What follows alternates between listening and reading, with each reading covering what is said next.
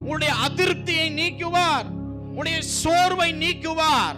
உங்களை கரம் பிடித்த தேவன் ஏதோ ஒன்று நடத்தணும் என்பதற்காக நடத்தி கொண்டு இல்லை, நீங்க தான் அப்படி நடக்கிறீங்க. ஆனால் தேவன் உங்களை முழு ரம்யமாய் திருப்தியோடு நடத்த விரும்புகிறார்.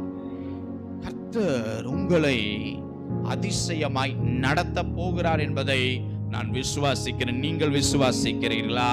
நீங்கள் சம்பூரணமாக சாப்பிட்டு திருப்தி அடைந்து உங்களை அதிசயமாய் நடத்தி வந்த தேவனுடைய நாமத்தை நீங்கள் துதிப்பீர்கள்.